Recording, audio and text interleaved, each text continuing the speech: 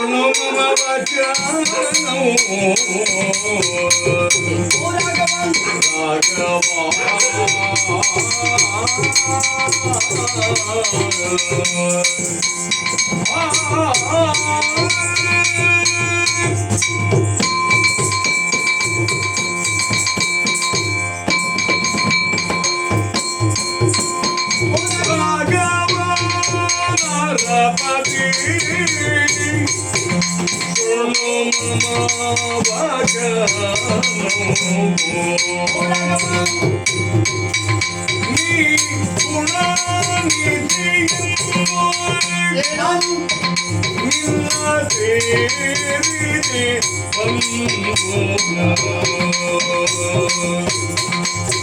ಕುಲವತಿ ನಾನು ಕತ್ತು ವಿಪಾದಕ ನೀನು ಪ್ರತಿ ದೇವಿಗೆ ನಾನು ಮನುಮಗ ನೀನು ರಾಘವ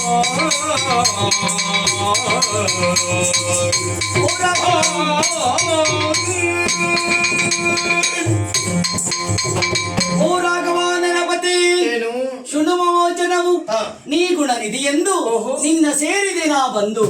ರಾಘವ ಹೀಗೆ ಹೇಳುವುದಕ್ಕೆ ಕಾರಣ ಉಂಟು. ಎಲ್ಲೋ ಪರ್ವತದಲ್ಲಿ ಹುಟ್ಟಿದಂತ ನೀರೊಂದು ಹರಿದು ನದಿಯಾಗಿ ಅದು ಸಾಗರವನ್ನೇ ಸೇರುತ್ತದೆ ಅಂತೆಯೇ ಅತಿ ಕುಲವತಿ ನಾನು, ಪ್ರತಿಪಾಲಕರು ತಾವು, ಪ್ರತಿದೇವಿಗೆ ಎಣೆ ನಾನು, ನನ್ನ ಪಾಲಿನ ಮನ್ಮಥರು ತಾವು. ಅರ್ಥವಾಗಲಿಲ್ಲ ರಾಘವ, ನನ್ನನ್ನು ಮದುವೆಯಾಗುತ್ತೇನೆ ರಾಘವ. ಮದನ ಪಟ್ಟದ ರಾಣಿ ಮೊದಲೇ ಬಂದು ಕೂಡಿಲ್ಲ ಚದುರೆ ಸಣ್ಣ ಬಣ್ಣಪ್ಪನ ಮದುವೆಯಾದೇನಲ್ಲ ಒಂದು ಚೂರಿಗೆ ರಡೋರೆಯೋ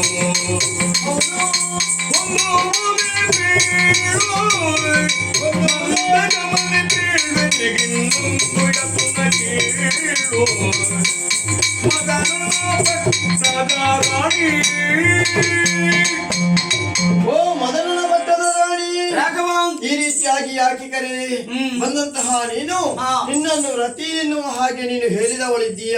ಹೌದು, ನಿನ್ನನ್ನು ಕಂಡಾಗ ಮನ್ಮಥನ ಮಡದಿಯಾದಂತಹ ರತಿ ಹೇಗಿದ್ದಾಳು ಅದರಂತೆಯೇ ನೀನು ಕಂಗೊಳಿಸ್ತಾ ಇದ್ದೀಯ.